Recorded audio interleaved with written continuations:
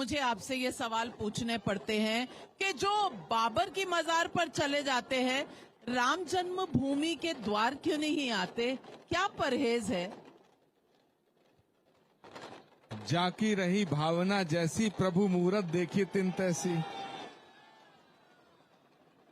एक बात और मैं कह देना चाहता हूं, नाविका जी, आपने मुझसे कहा कि मुझे निष्कासित किया जा सकता है। अरे मैं अपना राम के नाम पे सर कटाने को तैयार हूं, निष्कासन क्या चीज है? और अगर भगवान राम के नाम पर मेरा बलिदान होता है तो इससे बड़ा सौभाग्य मेरा और कोई हो ही नहीं सकता। रंगनाथन जी, सवाल राजनीति का नहीं है, सवाल सरकारों का नहीं है। सरकारें आएंगी जाएंगी, सत्ता आएगी जाएगी, पार्टियां बनेंगी बिगड़ेंगी, लेकिन राम हमेशा थे, हमेशा हैं और हमेशा रहेंगे। बड़ी राम हमारी आस्था के आधार हैं। बड़ी नाविका जी, है। राम हमारी आस्था के आधार हैं। और नाविका जी, एक बात सुन लेना, मुझे कोई किसी दल से निष्कासित कर सकता है, लेकिन इस भारत की जनता के हृदय से निष्कासित नहीं कर सकता है। मुझे आपके दिल से निष्कासित नहीं कर सकता है। और सुनो, जो राम का नहीं वो किसी काम का नहीं। बहुत सही कहा आपने। और जो लोग सवाल पूछते हैं कि ये साउथ के मंदिरों में क्यों जा रहे हैं प्रधानमंत्री, क्या ईवीएम साउथ से दबवाना चाहते हैं इस बार?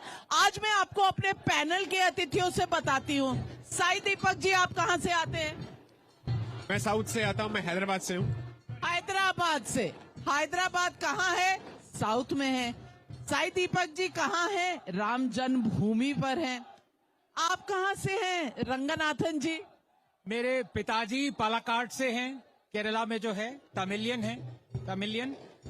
मेरी माता जी पंजाबी थी, तो मैं एक तरह से मिश्रण हूँ इस देश का। बहुत। दक्षिण और उत्तर को इससे भला कौन जोड़ सकता है, जैसे आनंद रंगनाथन जी जोड़ा। और मेरे साथ राहुल ईश्वर जी भी हैं। अब राहुल ईश्वर जी, मैं केरला से हूँ। मैं केरला से हूँ। आप केरला से हैं। अब ये तीनों जो हैं ये साउथ से आते हैं। लोग कह रहे हैं कि प्रधानमंत्री साउथ क्यों जाते हैं, वोट चाहिए। ये बात इनके समझ में क्यों नहीं आती कि राम का अस्तित्व जितना उत्तर भारत में है उससे कहीं ज्यादा दक्षिण भारत में भी है।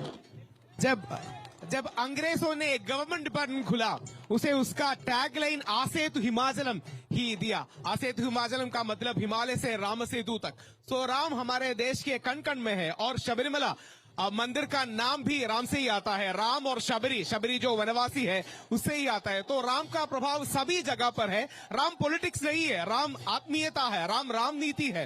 राम राज्य के बारे में सबसे बड़ा बताने वाला हमारा राष्ट्रपिता महात्मा गांधी थे। वो सच्चे राम भक्त थे।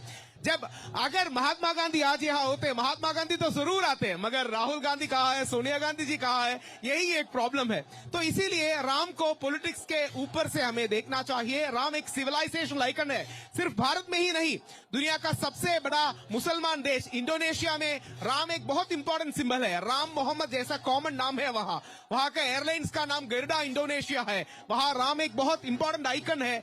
सबसे बड़ा रामायण फेस्टिवलों से एक वहां होता है। तो राम एक कल्चरल एशिया का, इंडिया का, भारत का एक कंट्रीब्यूशन है। इसे हम आदर कर देना चाहिए बियॉन्ड पॉलिटिक्स। बिल्कुल सही कहा आपने।